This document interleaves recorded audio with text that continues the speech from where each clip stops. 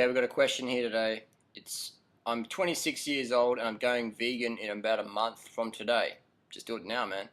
However, I do have a few questions. Someone told me if I go vegan, it will cause me to lose my sex drive due to low testosterone. Interesting. Is this true? No fucking way. I also read during my research that a huge percentage of vegans are zinc deficient. Interesting. If these statements are true, they're not. How do I keep my sex drive alive? Lol. How do I keep my zinc and vitamin B in my diet? Well, we know that there's more than just one vitamin B. There's a whole complex of them. And we know that plant foods contain all of them. And we know that the one everyone says is vitamin B12, well, the human body actually produces that one. That's why when people say that a vegan diet isn't natural because you'll be deficient in vitamin B12, then if that was true, then only vegans would have vitamin B12 issues. But the reality is what we see, and what we see is that anybody can have issues with B12. In fact, I've been vegan for over 10 years, and the only supplement that I've taken in isolation has been vitamin B12. And actually I only started taking that in the last 2 years. I did some testing, found out that I had a genetic issue where I don't produce enough intrinsic factor. So even though I was training at a higher level, my levels were a bit low. And I was like, And a doctor friend of mine said, Harley, you're doing great now, but how about do a few courses of B12 and see how your performance goes? So I did, and my running times went down considerably. So I'm a fan of the B12 injections. People say, but that's because you diet. But they don't listen to what I say or what the research says, the genuine research, the clinical research, versus the blogger search or the bro search.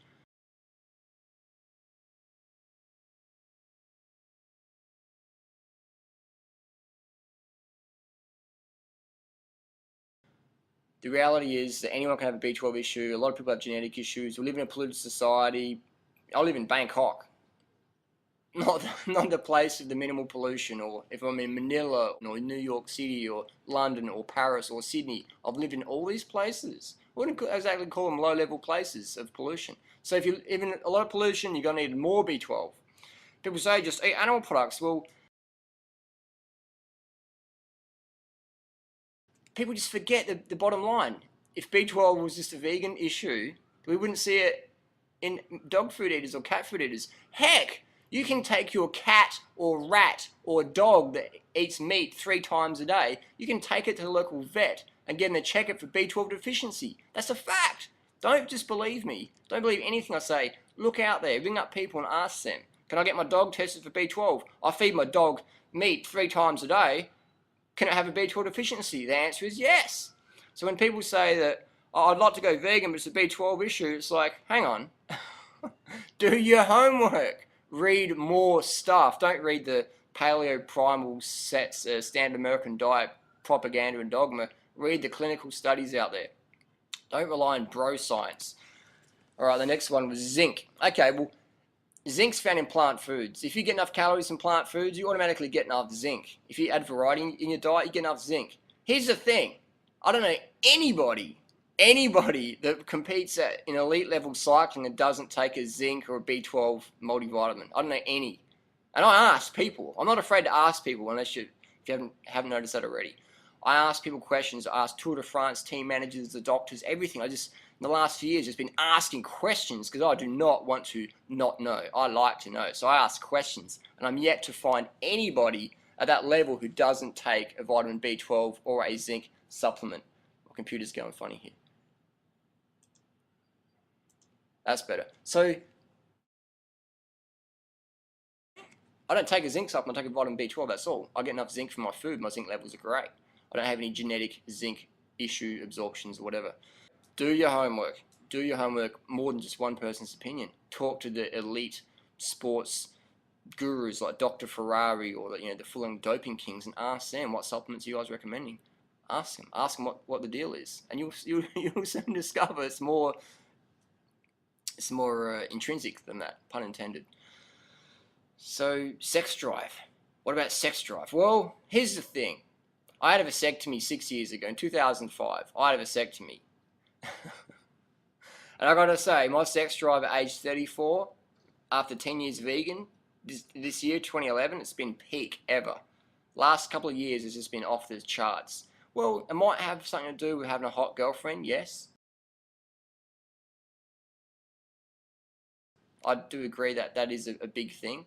Also, reducing stress in one's lifestyle, dealing with stress better, getting enough sleep, getting enough carbohydrate calories so your donga can be stronger. Definitely makes a difference.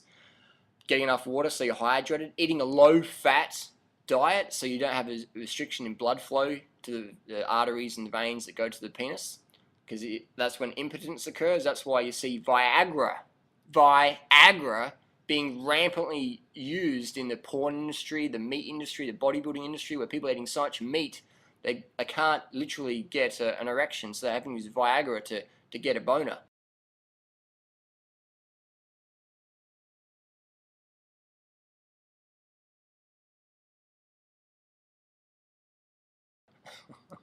Viagra, they're eating meat for protein and all this bullshit, and they're using Viagra to get an erection. Great stuff. I mean, you even got gurus like Mark Sisson that promote testosterone usage. They say a plant-based diet won't give you enough testosterone, so eat meat which contains testosterone naturally occurring and added to it. Yes, meat contains testosterone, it's added to the animal, and always naturally occurring, and on top of that, Mark Sisson recommends taking synthetic testosterone on top of that. Don't just take my word for it. Check out Mark Sisson's blog and research at Mark Sisson testosterone usage. Interesting stuff from the gurus themselves. So then you have like some myths, wives' tale, or some bogus report of someone heard of someone somewhere or whatever, some subjective report, and it becomes like, you know, dogma against vegan lifestyle. And then you have 1 million people in the US per year dying from cancer or heart disease, popping Viagra, popping Lipitor, popping antidepressants. But fruits and vegetables, high carb, low fat, plant-based diet, give up the dog food, give up the cat food, give up the rat food. That's extreme, man. Can't do that. I'll tell you what, follow your heart, fuck the status quo, fuck all the bloggers that say otherwise, man. Listen to your heart, listen to your common sense. If you want to eat meat, go down the street, kick the cat, shove it in the trap and put it in your mouth. That's when you need to eat meat. Otherwise, eat the plants, high calorie, high carb, low fat. That's where it's at. Look up Dr. McDougall, look up Dr. Esselstyn, look up Dr. Graham. Look up all these people who are getting incredible results for people in this high carb, low fat, plant-based lifestyles. Don't listen to the people who wouldn't have a freaking clue. Listen to people getting results you desire. Simple as that. Thanks for watching.